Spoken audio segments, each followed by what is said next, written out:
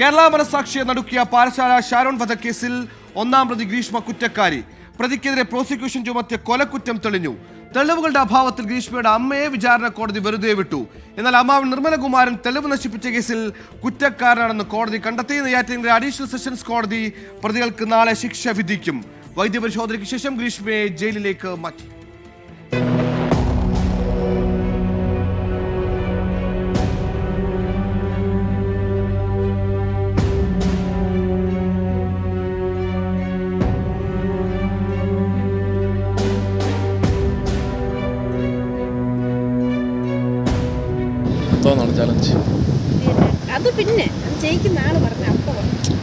ഷാരൂണിനെ ഒഴിവാക്കി മറ്റൊരു വിവാഹം കഴിക്കാൻ ഗ്രീഷ്മ കഷായത്തിൽ കളനാശിനി കലർത്തി നൽകി കുടിപ്പിച്ചു കൊലപ്പെടുത്തിയെന്നായിരുന്നു കേസ്.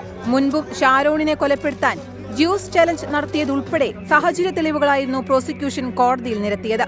ഡിജിറ്റൽ തെളിവുകൾ ഉൾപ്പെടെ പരിഗണിച്ചാണ് ഗ്രീഷ്മ കുറ്റക്കാരിയെന്ന് നെയ്യാറ്റിൻകര അഡീഷണൽ സെഷൻസ് കോടതി കണ്ടെത്തിയത്. സാഹചര്യ തെളിവുകളുടെ അഭാവത്തിലാണ് അമ്മ സിന്ധുവിനെ വെറുതെ വിട്ടത്. മൂന്നാം പ്രതി അമ്മാവൻ തെളിവ് നശിപ്പിച്ചെന്ന് കോടതി കണ്ടെത്തി. പ്രതികൾക്കുള്ള ശിക്ഷ നാളെ വിധിക്കും. പരമാവധി ശിക്ഷ ഉറപ്പാക്കാൻ ശ്രമിക്കുമെന്ന് പറഞ്ഞ special public prosecutor VS Vineeth Kumar അമ്മ സിന്ധുവിനെ വെറുതെ വിട്ടത് ദൃക്സാക്ഷികളില്ലാത്തതിനാലെന്ന് പ്രതികരിച്ചു. ഞാൻ പ്രോസിക്യൂട്ട് ചെയ്തതിൽ വെച്ചിട്ട് ഏറ്റവും ഒരു കഠിനമായിട്ടുള്ള ഒരു കേസ് തന്നെയായിരുന്നു. വിഷം കൊണ്ട് ഉള്ള മരണമാണ് സംഭവിച്ചിരിക്കുന്നത്, കൊലപാതകമാണ് എന്ന ആരോപണം ഉന്നയിച്ചപ്പോൾ തന്നെ വിഷം ശരീരത്തിലോ ആന്തരിക അവയവങ്ങളിലോ വസ്ത്രത്തിലോ ഒന്നും തന്നെ കിട്ടിയിരുന്നില്ല. കാരണം അതൊരു കൊറോസീവ് പോയിസൺ ആണ്. തെളിവ് ശേഖരണത്തിൽ ഉൾപ്പെടെ പോലീസ് നടത്തിയ ജാഗ്രത ഫലം കണ്ടുവെന്ന് അന്വേഷണ ഉദ്യോഗസ്ഥരും പ്രതികരിച്ചു. ഇത്തരം ശാസ്ത്രീയമായ തെളിവുകളുടെ അടിസ്ഥാനത്തിലാണ് ഇത്തരം ഒരു നല്ലൊരു വിധി ഇതിലേക്ക് വന്നിട്ടുള്ളത്. ഇത് നമുക്ക് തെളിവുകൾ ലഭിക്കുക എന്നുള്ളതാണ് പ്രധാനം. അപ്പം ഇതൊന്നും ചിലപ്പം മറ്റെന്തെങ്കിലും ഉപദേശം കിട്ടിയതിൻ്റെയൊക്കെ ബലത്തിലായിരിക്കാം.